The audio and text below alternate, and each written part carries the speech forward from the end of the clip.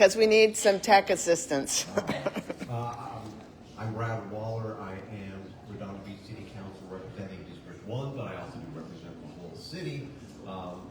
So what's going on in the city? I'll do a quick business update on myself, or announcement, whatever that's called, introduction afterwards. So first off, one of the interesting things that you guys have been asking about is, like, how do I get a jacket like this?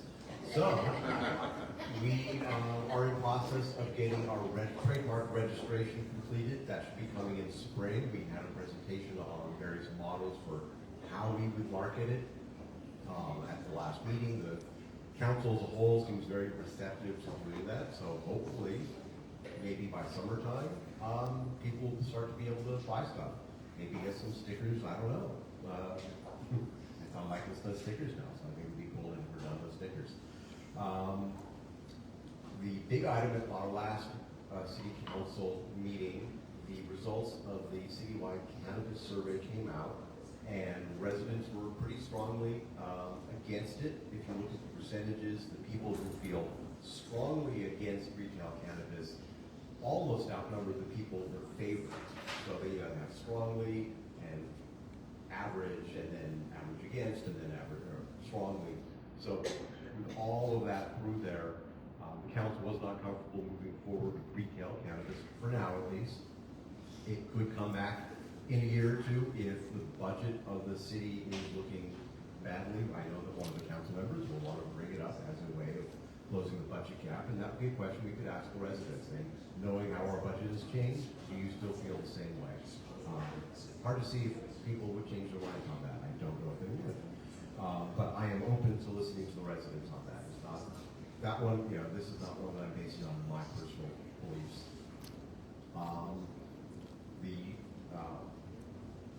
We're looking at a few different taxation ways to increase our revenue. One of them is the transit occupancy tax. I got TOT written down. What's that stand for? So that is what people pay when you stay at a hotel. There's an occupancy tax that we pay. Right now, Redondo Beach is a little bit below a lot of our neighboring cities. So the idea is to allow an increase of a few percent, but only do 1% on the increase. And that there could be a reasonable sized increase in the revenue to the city that is paid for mostly by people that are visiting our city as opposed to coming from our residents. Another thing that we've been looking at is the utility users tax. Right now, on your electric bill, on your phone bill, on your cable bill, you are paying a tax to the city. But if you have Hulu or Disney Plus or Netflix or YouTube TV, you're not paying that tax, even though you're getting the same service that we used to get from Comcast or Spectrum or Frontier. So the city is looking into the possibility of implementing that tax, which would of course be a tax on you guys, but also it could bring in anywhere between $500,000 and $1 million a year revenue to the city. So that is under consideration. There's no decision made on that one yet. I don't know if Officer Lofstrom was planning on speaking or anything like that, but we do have a new police chief, Chief Stephen Sprangle, internal hire from the police department. He's been here for many years. I don't know how many years he's been with the city, but he's a local, came up through the ranks, and will be a nice addition to our leadership at the police. I talked to him, and one of his enforcement priorities, or one of his priorities, is traffic enforcement. So you might see more motor officers out there. So if you speed, if you don't stop at stop signs, you might be contributing to the revenue of the city. And then finally, I'm Brad Waller. I have a business in Riviera Village. It's called ePage. We do mobile apps, websites, stuff with artificial intelligence and virtual reality. Great. Now let's have Officer Kyle come on up and tell us what's going on, and tell us about the big event you have coming up and how you're so excited to kick off comedy night at Springfest. Hello, everyone. He's going to be super serious. We do have new Chief of Police, Steve Springle. He's worked here for about 24 years. And before that, he worked at the LA County Sheriff's Department. So we look forward to continued excellent service. I'd like to bust a few myths. When we write a ticket for the California Vehicle Code, we don't get that much money, the city specifically. We get a tiny little bit. There is no revenue driving force behind traffic enforcement. That is illegal.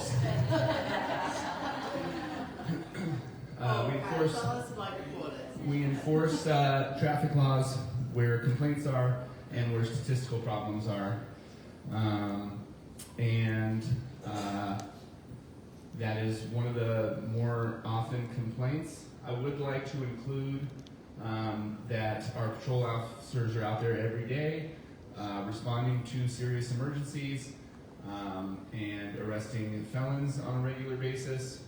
Our detective bureau is following up and investigating felony cases and traveling all over the place to track down these criminals. They served a search warrant yesterday for a burglar in Redondo Beach who broke into a bunch of residential mailbox rooms and stole many, many things. And he lived in San Pedro and ironically had a Redondo Beach police sticker on his fridge. So that's how good we are. Even the criminals, even the criminals support us in our endeavors. I just want you guys to keep that in mind. We live in a very safe place where you're allowed to complain about every stop sign, all 1,600, and leaf blowers and whatever else. And e-bikes. Oh yeah, can't forget that. Our traffic officers, we have the same amount we've always had, but they are all healthy and operative now. We had a couple issues with some injuries. One of our motorcycle officers was, there was 2 out with injury. One, personally, he's already back. Thankfully, he's just young and healthy and healed quickly. And another went down on a training ride. He got hit by a deer. Oh. So if you see a deer, call. He's wanted for hit and run. I don't mean to make light. He thankfully was okay. The accident was not that bad. He was off for about 9 weeks. Where was it? They do training rides when they're training new motorcycle officers. So this was up like on the 14, way out there. He'll go all over the place. Was that a little valley? Yeah, right. Yeah, I'm not sure the exact species. So if there's any biologists in here, we can talk after. Lastly, there is a golf tournament being hosted to benefit the Police Unity Tour and our Baker to Vegas team. That is on March 2nd in Huntington Beach. We are a lot of fun, but we are pushing for sponsors and just golfers to come out and play golf with us in Huntington Beach outside the city limits where we can actually have fun. And leave the rest to your imagination. If you would like any information on that, just hit me up. I have a link for you if you like to play golf or sponsor any of that. Yes. And the format is? It's a best ball scramble. Nobody wants to play competitively. It's a best ball. So everybody, everyone can play. And swing as hard as you can. Somebody's bound to get it in the fairway. And that's about it. I'll take any law enforcement related questions. Yes. Yes. What does the department want to do or can do about speeding on Artesia Boulevard? Artesia Boulevard is like a raceway. I did a speed limit drive all the way down from Inglewood to Aviation, and I was passed by, I say, at least 50% of the cars. Has anyone, raise your hand if you've driven over the speed limit. Raise your hand. If you've ever driven over the speed limit in your life. Raise your hand, raise your hand. If you're not raising your hands, you're a liar.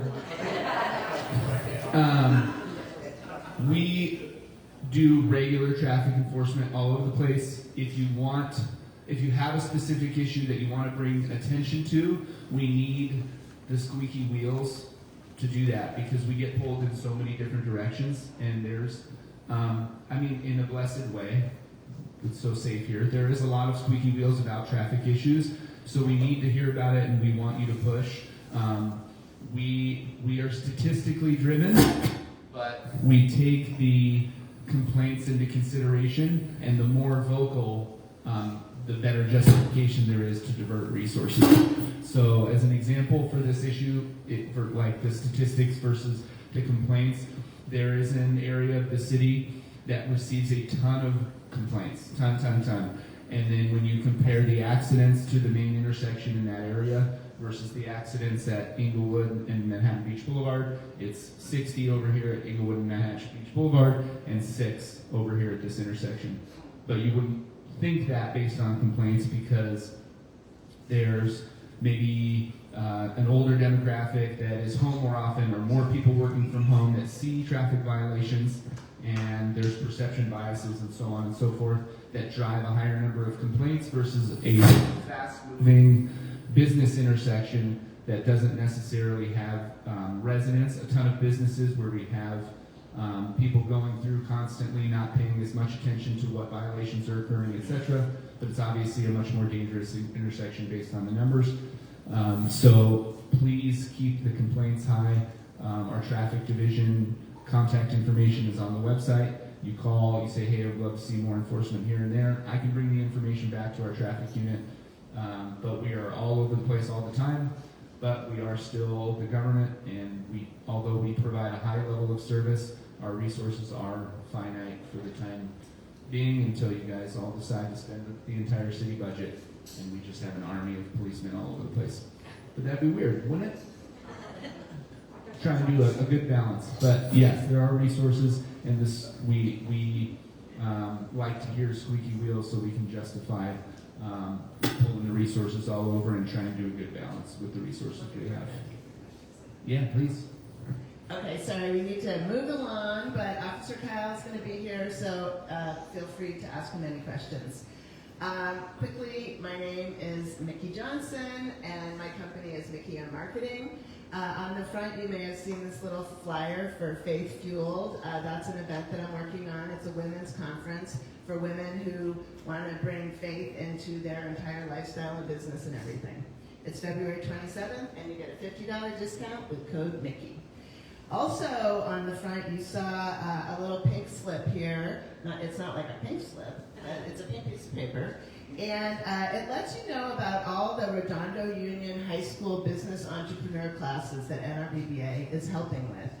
Jim has been involved with that before. Ross has been involved. I've been involved, and it's just so fun to help the students out with their entrepreneur programs. So if you have a heart for that, volunteering with the students, and you have some time, all the dates and everything are on there, so please take that.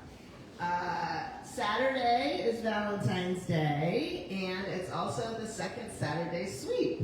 So if you like to keep the neighborhood clean, please join Jeff Rowe, who's been doing this sweep on the bike path for over 2 years now, and help him. He's got gloves, he's got everything from 9 to 11 a.m. on Saturday. Our program for March is going to be LA County certifications.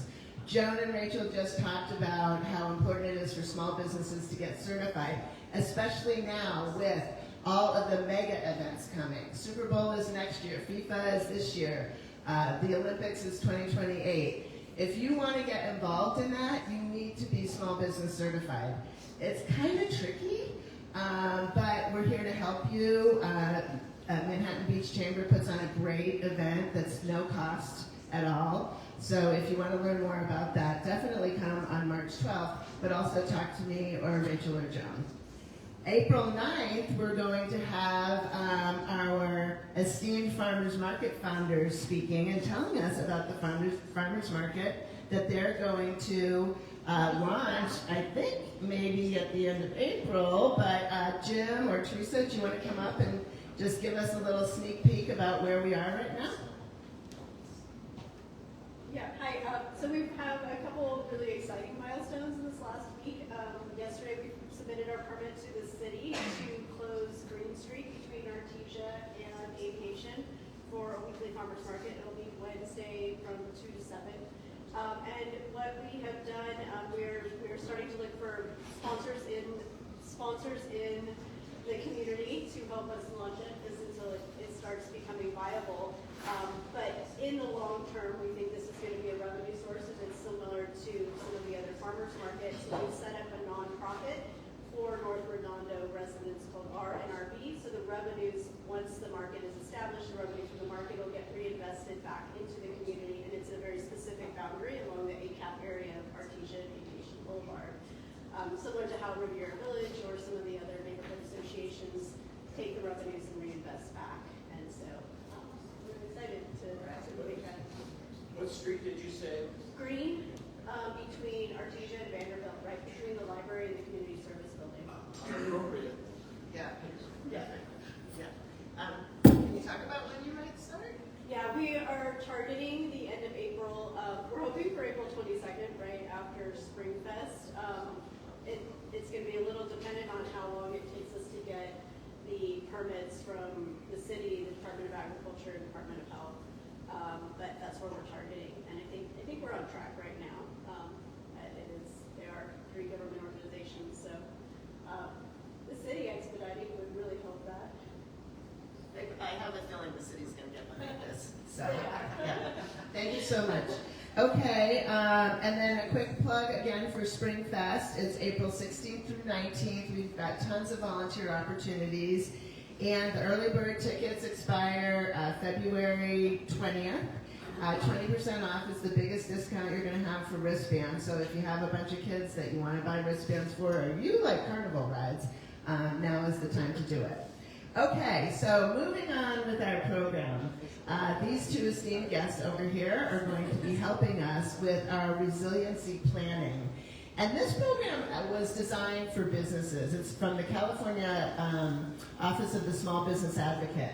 But a lot of these principles apply to our own homes as well. So a lot of this can be carried on. So first, I would like to introduce Susana Ramirez-Munoz, who is with the California State of the Small Business Advocate. And she's going to take it away. And I'm going to try to flip the slides so that she has her slides. Thank you so much, Nikki. Thank you, everybody, for having me. I'm happy to be here. My name again is Susana Ramirez-Munoz, and I'm with the California Office of the Small Business Advocate, which is part of the Governor's Office of Business Economic Development. We're under that umbrella. And I'm here today because Outsmart Disaster has been a big push in the state to have small businesses prepare for any type of disruption in your community. And you know, you are, as small businesses, the driver of this economy. 99% of businesses in California are small businesses, and 98% of those have 20 or fewer employees. So that's huge when it comes to your keep California driving moving forward. And this Outsmart Disaster is here to equip you with the resources and tools, again, to help you prepare for the unexpected. Thank you, Mickey. And I'm happy to say that Mickey and Carrie were one of our first ones who did a train-the-trainer cohort. And it's a certified trainer, so they can help you one-on-one if you're having trouble creating a resiliency roadmap, which is what you see in the booklet. But I'm happy to say that they were one of the first ones to take it on and be a leader in the community because they want you to be prepared in that. Yep. Just a little bit about our mission. CalOSBA, we support dreamers to scale, start, and promote your business. Through different programs that we have, we elevate the voices of those 4.3 million small businesses in California, and we do that through resources and tools. We have a support network of partners that we work with to help you with one-on-one consulting when it comes to business advisors. If you have any questions on any type of about your business, how to grow, how to scale your business, are able to help you. We do have a network of partners throughout California and in your region. And many of them are no cost.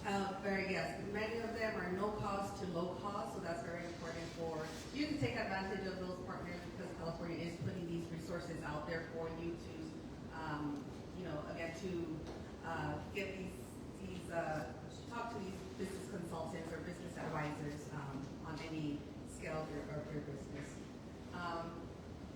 And another pillar is we create the awareness of resiliency through the Outsmart Disaster Program.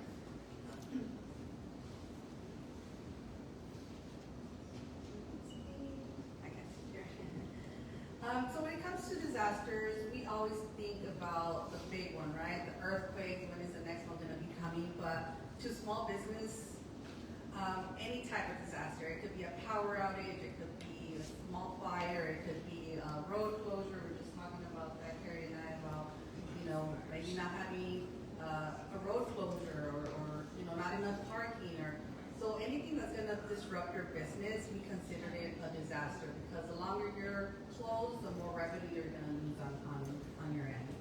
So we're trying to avoid that at all costs.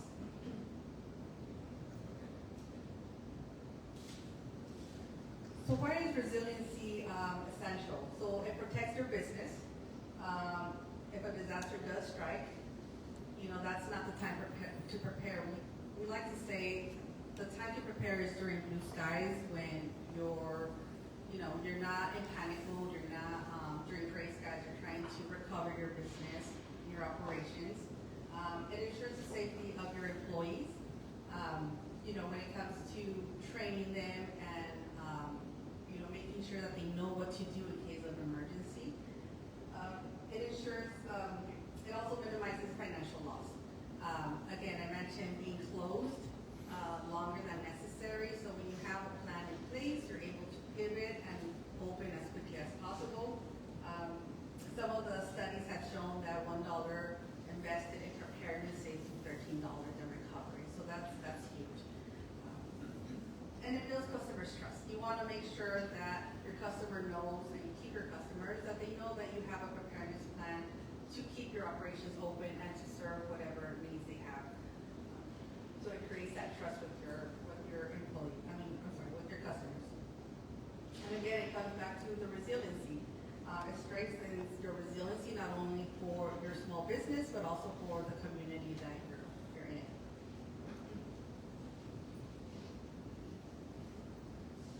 So what is Outsmart Disaster? Just a little background of where Outsmart Disaster started. It started back in 2018, and it started with the Earthquake Alliance, with the USGS. They had a haywire scenario, and it was part of that, but it just focused on earthquakes. Down the line, 2019, 2021, it developed into an all hazards, all risk preparedness plan because, again, when it comes to preparedness, any type of disaster is going to have some kind of impact to your business. And then in 2022, that's when it moved to CalOSBA within our office with the support of many EDA, the U.S. Economic Administration. They helped us, supported with that. CalEd also. So now it's within our office, and we're trying all of our best to make sure that every business is prepared. So again, we provide the practical step-by-steps to create a preparedness plan, and we did it through a resiliency roadmap. It has 6 simple steps that comes with forms, and it guides you through different scenarios of how you can build your plan.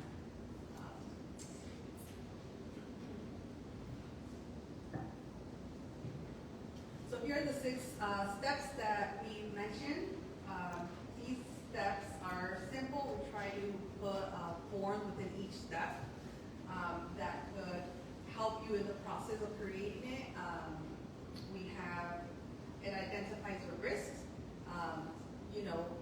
I mentioned earthquakes, the bigger ones, but also you want to focus on your unique risks. What is it in your, thank you, Karen. What is it in your business that is unique? Maybe you have heavy machinery, maybe you're just a neighbor neighbor next to a toxic chemical small business. So what is unique risks you have, and you want to make sure you prioritize those. It also strengthens their communication. We go over the communication, what type of emergency contact information should you be receiving from your employees? What kind of, who should you be talking to? You should know who to go to as soon as your fire department, your police department, who is it that you're going to contact on that. And then your network, when it comes to community, they're the first line of defense. Who in the neighborhood has a backup generator, for instance, that you could rely on? If you don't have one, and power outage, who in the community is able to have one for you? Maybe you have one and you could provide that for somebody else. So it's just good to get to know your community around and who has these different resources. Then it goes into understanding your operations, what processes you have, what obligations, what you're dependent on. If there's a certain process that an employee does and that employee doesn't show up for any reason, is there a backup for that? So we go into detail in terms of what kind of backups you should have on that end. And then also hazard mitigation, financial losses.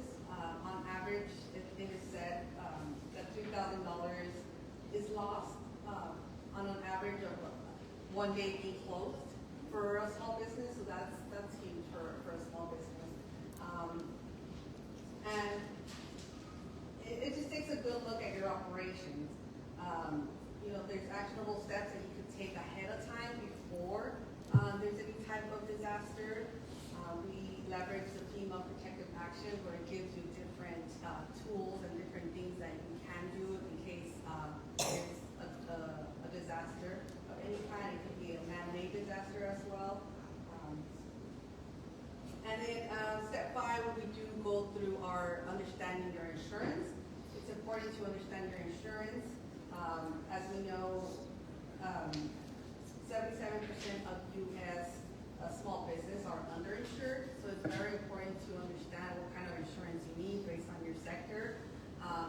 Build that relationship with your insurance broker. Know the fine print on your insurance. If you need more insurance, if your business changes, maybe you might need additional type of insurances. So it's just very important to know what kind of insurance you carry for your type of business. And then we go into finances. Have you thought of how much money you would need in case your business is closed for 1 day, 3 days, 10 days? It's just good to know that ahead of time, so if anything does happen, you have that in hand. And also, have you have any protocols when it comes to your employees? Are you going to continue paying them? Are they still going to be in the payroll? If your business is closed 1 day, how is that going to happen? You're going to still pay them? Maybe you have 5 employees. Maybe you pay one of them. That just depends on the different processes and where these employees fit in these processes to your business. So it's just good to know this ahead of time. And then lastly, we go into creating and training a plan, a test plan. As we know, a plan is only as effective in the real world if you practice it. You got to get your employees involved in it. Make tests and plan for different scenarios, for a power outage, for a fire, for any other scenario. Get your employees involved, as I mentioned, and what goes into your emergency kit. I know Harry has an emergency kit over there. That's something that we should all be prepared for, and having that, but also your business emergency kit. What does that have? That should have a plan, something similar to what we have here. What are you going to do? Having documents. Are your documents in order to have those somewhere? Or, what we've been seeing a lot is do you have somebody trustworthy that's going to be handling your business while you're out? If you're the only one that knows the operations and processes of your business, that's great, but when you're not available, who else is going to take over? How are you going to continue? And you need to find somebody that's trustworthy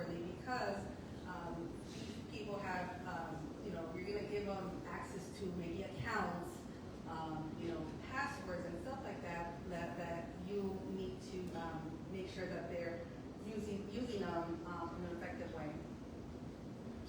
So these are the 6 steps that we go into in detail. We do use examples.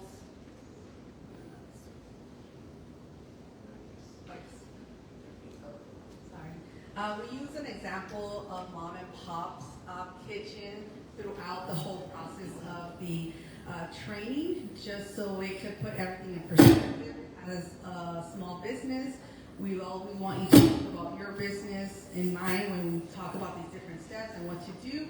But just to put everything in perspective, make it easier to understand, we use a mom and pop's example throughout every step of the way to see how they would handle their plan. And this business is a small business with 5 employees in LA County, and it gives you throughout their finances, their payroll, their insurance. They rely on their equipment and supply chain. So this particular business is used throughout just to make it easier to understand on that end.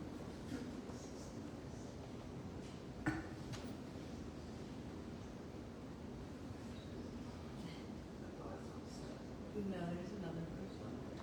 There's 2. Yeah. It's almost. But just so we can recap everything, this is, again, a step-by-step resource. It has local resources. Again, I mentioned that Mickey and Carrie went through the training with us, and they're certified trainers to help you one-on-one when it comes to your business resiliency. And again, this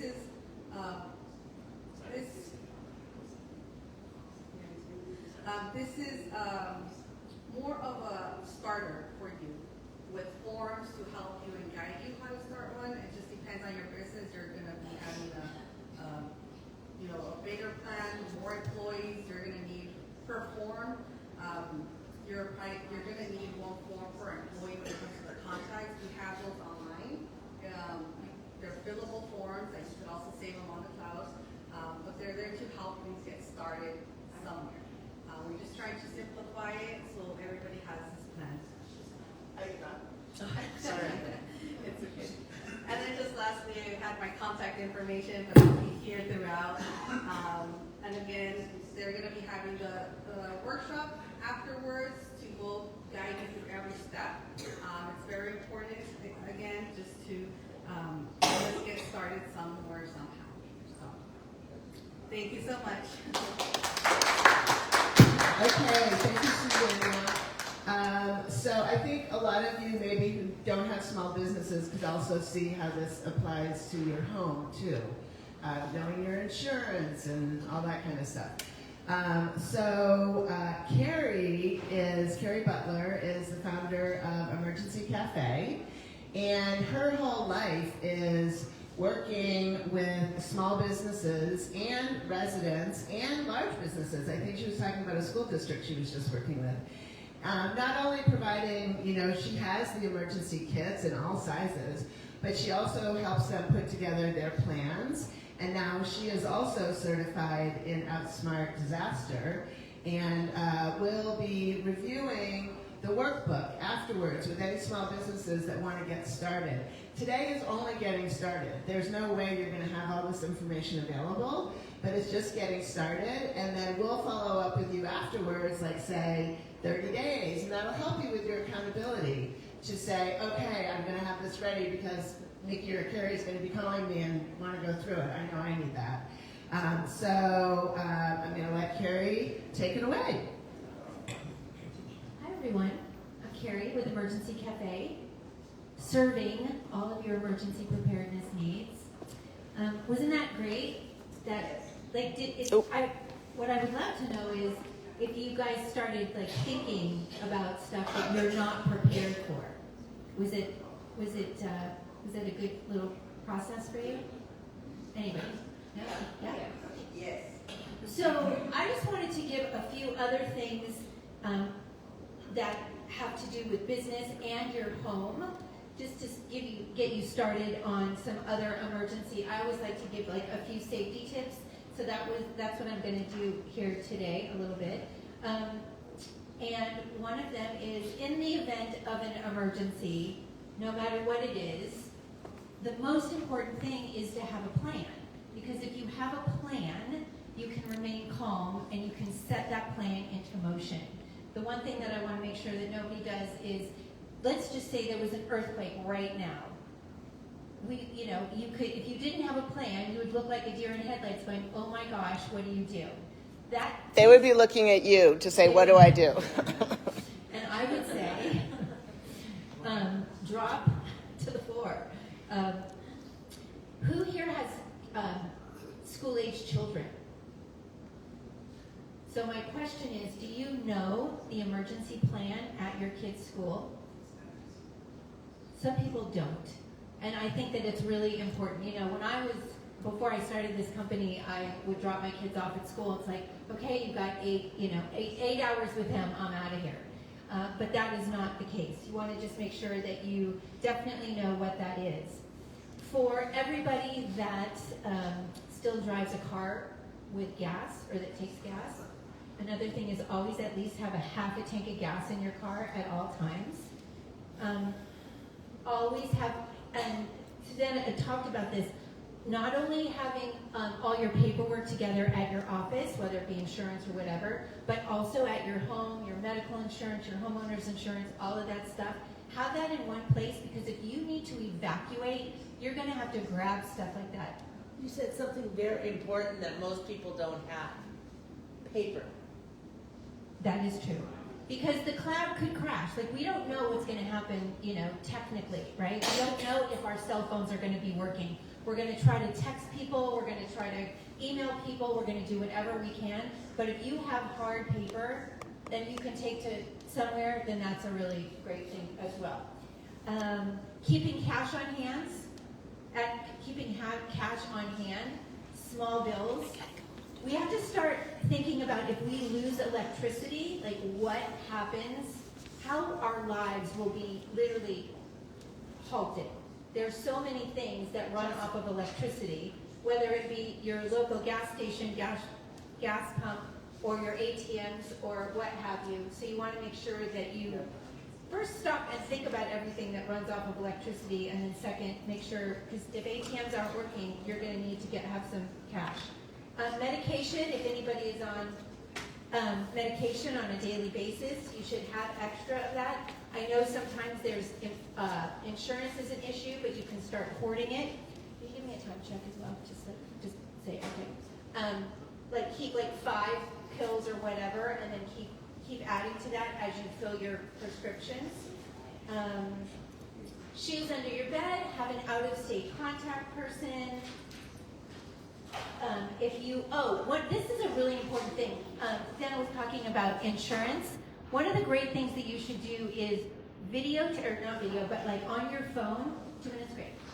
Video everything in your office, everything. Go to each office, yes, this is my computer, this is my monitor, all this stuff, and do it at home too. Walk through every room of your house. It could take 10, 15 minutes, but let me tell you, half of my clients were in the Palisades when the fires happened last year, and one of our biggest things right now is dealing with insurance. Like, you have to prove a toothbrush to them, and it is insanity. So that just gives you a little bit of breathing room there. Your evacuation plan at work and at home. Know if where you're going to go. If there's one way in or one way out. Same as work. Let's see. I'm going to close with this one. Don't forget your pets. If you guys have pets, make sure that they have emergency supplies as well. And who's staying for the workshop? Anybody? A couple people? Okay. Great. All right. And then I have a QR code here on the table if you want to get on my mailing list for emails and stuff, if you want more information, if you want me to come out and work with your company, if you need emergency kits, just snap this QR code and that'll take you right to our contact page. Thanks, guys. Okay, we're going to Q&A now.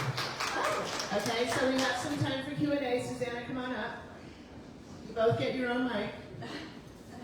Please just repeat the question. If you can come in this way a little bit. Good. Okay. Questions? Bill? Yeah, I was with the Army Corps of Engineers with Katrina, and I will tell you it will take them 5 to 7 days before any of your utilities will come back on. 5 to 7 days. And the biggest issue you're gonna have is water. So get yourself some baby wipes, because it takes up 13 gallons to take a shower. And if you don't have any water, remember your hot water heater. But what she's talking about is, that's 7 days worth of meds. That's 7 days worth of food. That's 7 days worth of everything that you need. And CVS isn't gonna be open. Neither is grocery outlet. So you need to plan on this. I'm just telling you. The whole Corps was down there trying to figure out how to save these people, and utilities did not come on for 7 days in all of Louisiana. Thank Thanks, you Bill. for bringing it up. Thank you.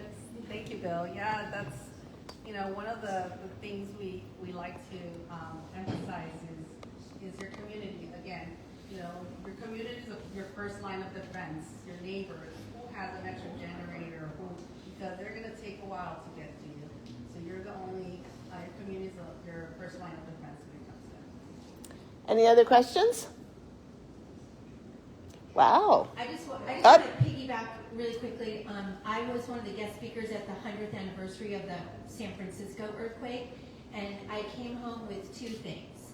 It's not a matter of if, it's a matter of when, and we're on our own.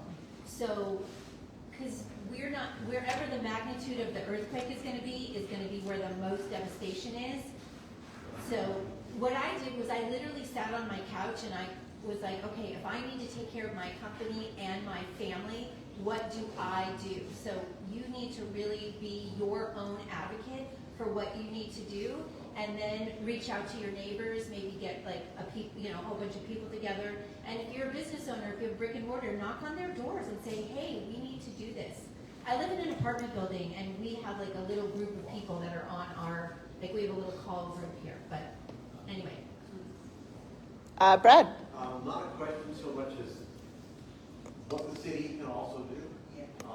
So in a disaster situation, the city has an emergency operations center, but we've got this bond building 2 new fire stations and a police station. As part of what we're doing at the fire station and trying to make sure that the fire station will have power the entire time of a 7-day, 10-day disaster, so that the community can come by and charge their cell phone and get whatever help they need. That's good. So hopefully the civic center and each of the fire stations and potentially the library up in North Redondo can be areas for the community to go to for that kind of help.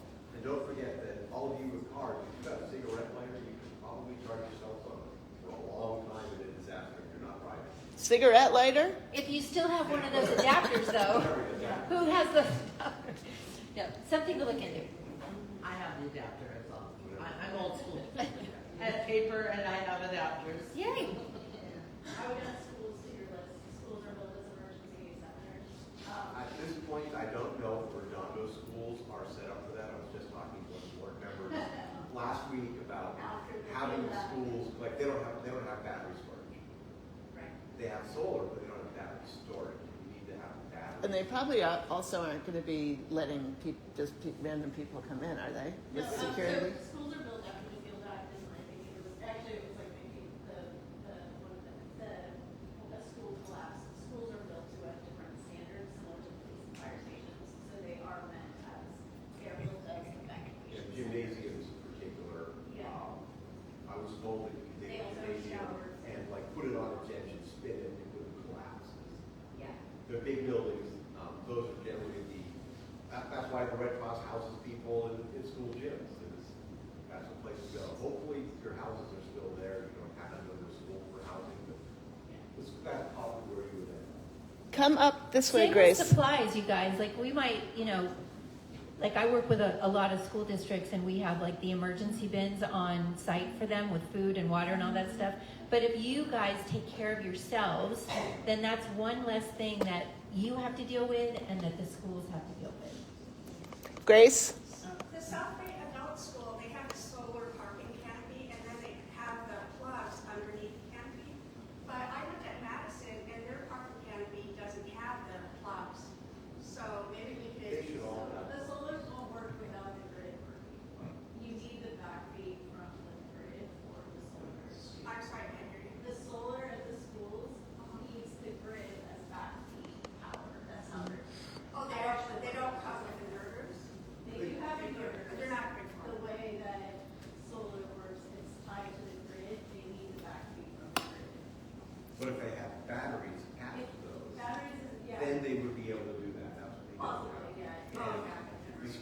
also don't have large storage containers full of emergency. I was just talking to a member yesterday about that. And so it'd be good for our schools that they were saying, our schools need to have a container with food and water and supplies.